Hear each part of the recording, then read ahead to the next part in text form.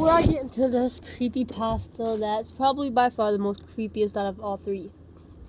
I just want to give a quick announcement that I will be doing a creepypasta every Monday, Wednesday, and Friday. Monday, Wednesday, Friday, expect a creepypasta. So here you go.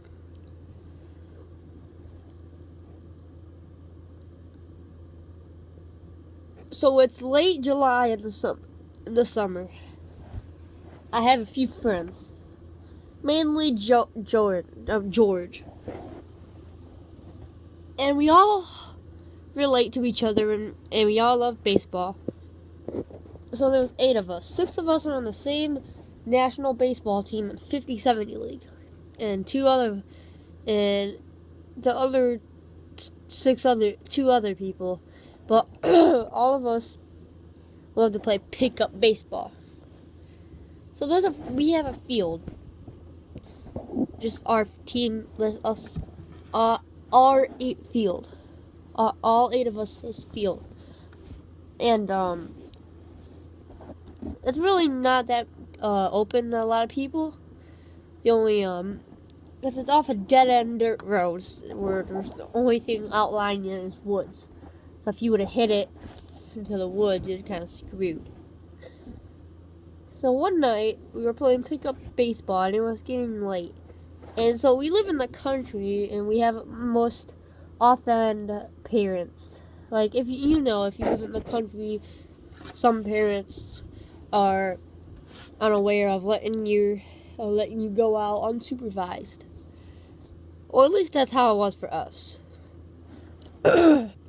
So, it was late July, and we were playing baseball, and it was intentionally my turn to bat when the outfielders on our team spotted something.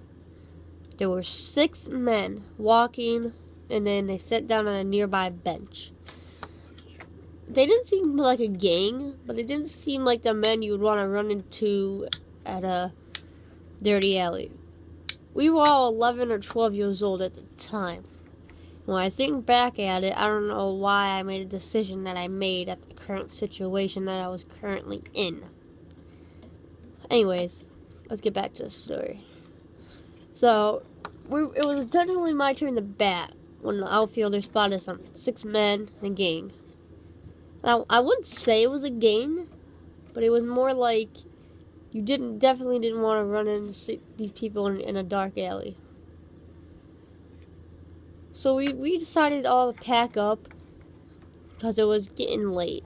It was about 8:25 in the evening, and then we heard one of them, and they were all. The creepy part is they were all either sitting or standing, and when we were all packing up, everybody, a man shouted out, "Oh, don't leave." And so, those words creeped me out. And so, I tended to usually walk alone when we were done with baseball games, and every other house lived in a different direction from all 700 people. So Jordan walked me down to my road, the road that I walked on, and get back to my house. And just to make it more obvious that I wasn't walking alone. And so, sorry guys. So, as I was walking down the hallway, I always carried a flashlight with me. Because we usually played until pretty late in the evening. So I was walking down the road, and I heard every single branch that I heard made me turn around and shine the flashlight at him. And so I was walking down the alleyway, and I heard a branch. And right behind me, about 10 feet away from me, was a man walking towards me. That made me run.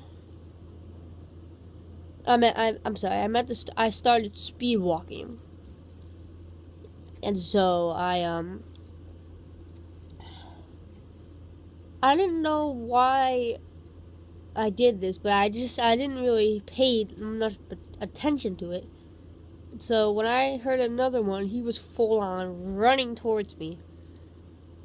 So this is when I mean, he wasn't full on running towards me until later, but so I accidentally dropped my bag and I started picking up all my spare baseballs, since I usually keep spare baseballs just in case if somebody else did not bring any spare baseballs, so I brought some. I had a bag, and I always carried a flashlight. And so I dropped it, and I started more speed walking, and then I heard like a big branch crumble, and I turned around and he was full on running at me. So this made me drop all my baseball supplies and run as fast as I could home. And as soon as I seen the light of my house, I started screaming, "Mom and Dad." And my mom came out, and as soon as the intruder heard me screaming, he turned the other way. So, after I told my mom and Dad the situation that happened to me, they were shocked, and they never let us go to that baseball park again. And she called all 7 other parents, kids. Everyone else wasn't followed, but Jordan was 3 feet followed too. And I don't know why they were talking about specifically, but till this day, I know who I'm pretty sure I knew who I was in that locker room with, in that field with, and I'm happy I didn't run into him.